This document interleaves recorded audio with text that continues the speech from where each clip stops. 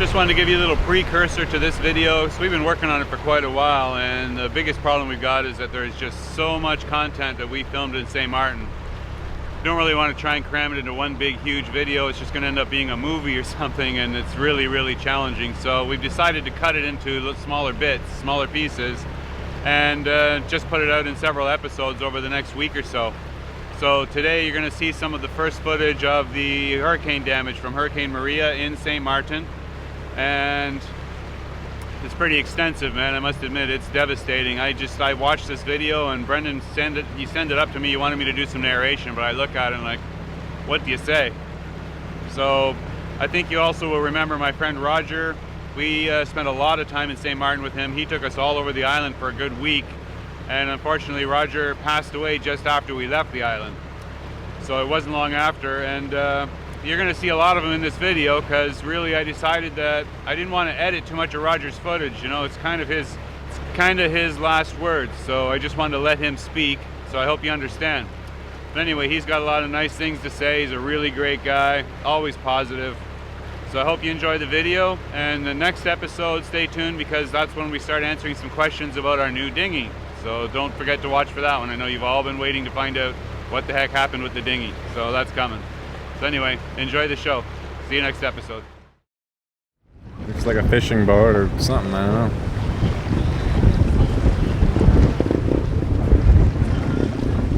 That's crazy. But it looks intact. I wonder why they haven't just grabbed it by the bow with another big tug and just pull it off the beach and into the sea again. I don't know, maybe the owner of the ship doesn't have the money for it. Wow, that's nuts. Their dock survived, I can't believe it, but they just rebuilt this one. This one got destroyed not just a couple of years ago. All of this was wall-to-wall restaurants, cool places, trees are all gone.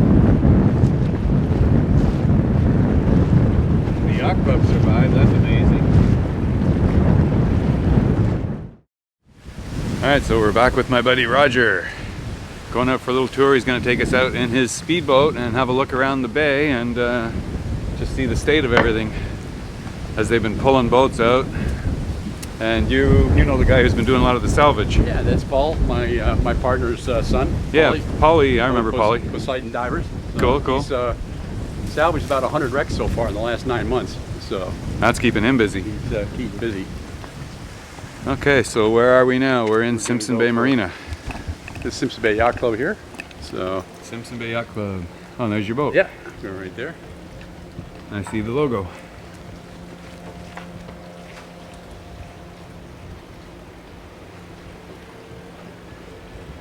So yeah, we're at Simpson Bay Yacht Club, Simpson Bay Marina.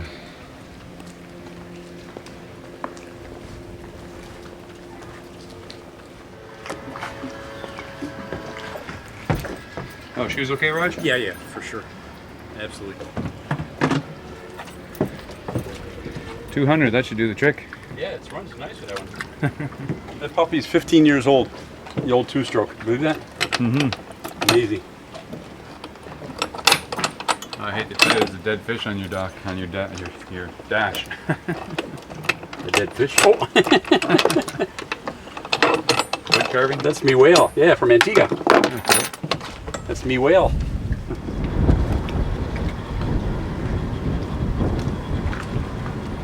Step right in, you're good. Yeah. All set.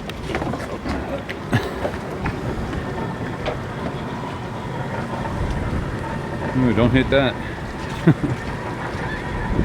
Hurricane took out the end of the dock there. Nasty. So they've had to rebuild all these hoists and everything? Yeah, this whole section's new. Some of the, wasn't too much damage. Most of these people are pretty well protected. Most of the damage was out here on the docks out here. These inside wouldn't take it so bad. Just get those fenders in, please.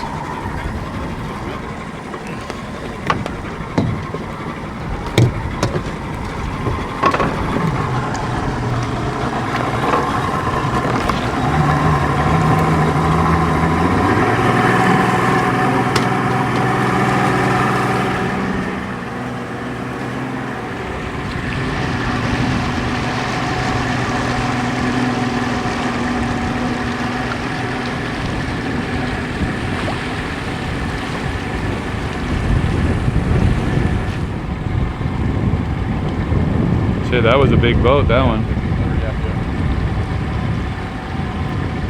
Holy crap. What did it hit? It just got wrecked.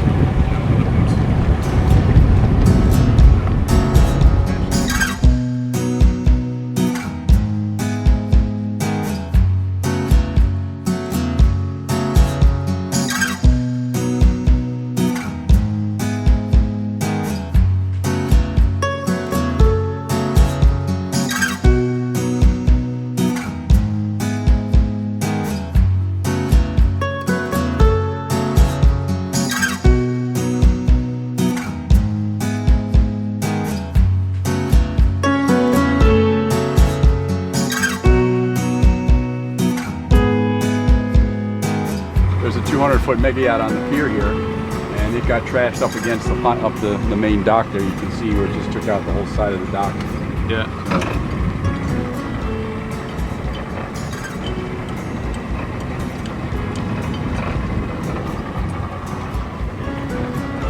So it's just repairing that now.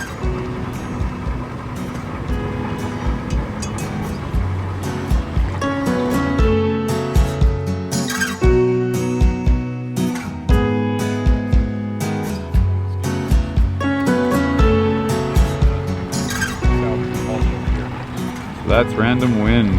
Shit. What a shame. That was such a beautiful boat. Vagabond 47.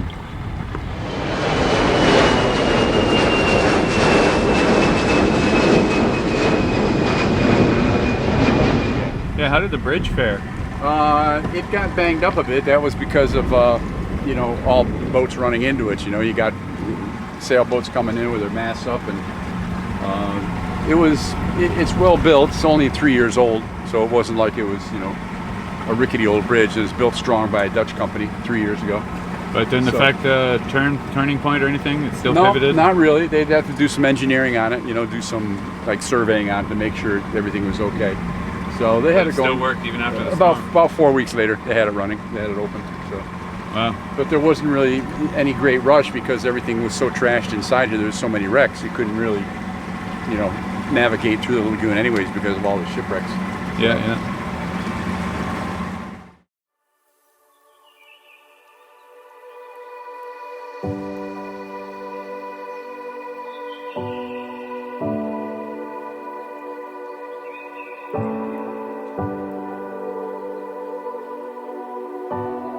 So where are we?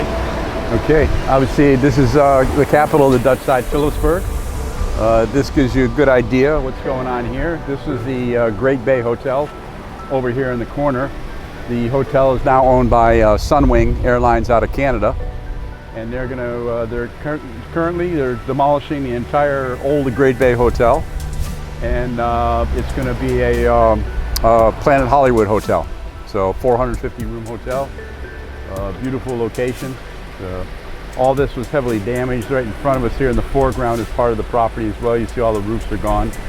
And the main hotel, they're just going to demolish that. The hotel is 30 years old to start with, so it really wasn't worth the renovation, the expense of renovating. So they're going to start from scratch, make a beautiful complex there. How did Philipsburg fare overall? It's not too bad. Most of the buildings in Philipsburg are 2 stories high, the buildings. So as with any category 6 hurricane, you're going to get a certain amount of roof damage. But generally, some of the buildings have been there for 40, 50, 60 years. So other than repairing your roofs, everything was, you know, was pretty much, wasn't that badly damaged other than the roof damage. We don't have that tidal surge or storm surge like they have up in Florida or the east coast of the United States, because the water's so deep out here. You don't get that huge amount of water building up and then coming into the island. So we had some serious waves coming in, but it wasn't enough to actually do that much damage. So I see you got a cruise ship in now. Is that a regular event? That's one of the Carnival ships. They're coming back slowly. There's 2 piers there. The cruise ship piers there can hold up to 6 cruise ships right there. Sometimes there's another 2 cruise ships anchored out. Busiest time of year, we could have as many as 9 cruise ships in. Were they damaged? Did they have to be rebuilt? Yeah, there was quite a bit of Well, not, mostly just superficial damage, wrecks blowing into it, boats getting blown around, things like that. But they're very well built. They're constructed with hurricane force winds in mind. So, if you pan over to your right here, Rick, you see this building here. You get an idea. This is the type of roof damage that people have had. Basically, the structure's still there. Those are apartments, 6 small apartments. Basically the building's still standing and all. It's just that. Looks like something hit it at high speed. Yeah, that would have been debris. That would have been somebody else's roof, maybe some galvanized tin, maybe from the Great Bay Hotel. Parts of a boat or something could have been flying through there. It's all fixable. It was quite interesting. 3 days after the hurricane, you can imagine the devastation of a Category 6 hurricane. 3 days later, Royal Caribbean Cruise Line diverted one of their cruise ships from, it was over in the Western Caribbean. And 3 days later, they made an emergency stop here in St. Martin, and anybody that had a U.S. passport could get on the cruise ship. So there was a lot of tourists and a lot of people that wanted to get off this island. Of course, you got no power, no water, total devastation, 24-hour curfew on the roads. The roads were impassable because of all the debris and everything. So it was pretty phenomenal. Royal Caribbean came in with their cruise ship, and I believe it was about 300 people boarded the ship and got themselves to Miami. So it was quite an effort on Royal Caribbean's part to make an effort like that to get the Americans off as many as they could, especially tourists, because the tourists are sort of stuck in the middle of not knowing exactly what's going on. No power, no water for several weeks. It's not pretty for a while. So that was nice. So were you around in the days after? I remember the first thing everybody started reporting was that there was just looting and havoc wreaking everywhere. Yeah, anytime there's a disaster, any place in the world, Rick, everybody starts looting. Yeah, we heard the same thing in Dominica. I'm just wondering, what was it like being on the ground here at that time? It was minimal. It was minimal.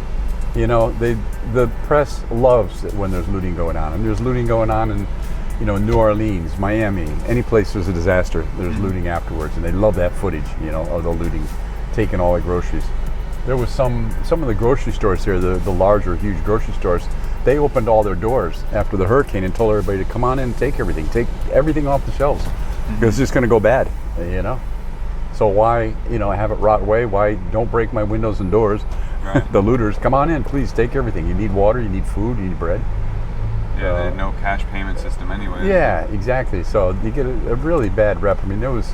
Imagine the stores would have been insured anyway. Exactly. Yeah. There was a minimal amount of looting, but as soon as the Dutch Marines could come in here, about 2 or 3 days afterwards, they cleared the runway at the airport, and the Dutch Marines come in and they reinforce the local police. And it's then you don't hear anything on the news anymore about how St. Martin's doing. My family in Florida and New York were wondering, like, after the week, well, what's happening? How are you? Are you okay? Do you have power? Do you have water? You're asking all these questions. I said, you're not getting any news? He says, no, the only news we got was the looting going on there. I go, oh, great. It's like, so, that's typical of the news agencies. Well, that's what I mean. That's why I wanted to come down here, because nobody's reporting on the progress since the event. It's been long lost in the memory of the media, the public, everything. It's not newsworthy. Yeah, it's not newsworthy. Yeah, there's still people here dealing with the reality of it 9 months later. Of course, yeah. No, it was a devastating hurricane. It makes you wonder, why do they avoid the subjects? And because it's not as newsworthy as something else. As a volcano erupting in Hawaii, or an earthquake in California, or they like disasters.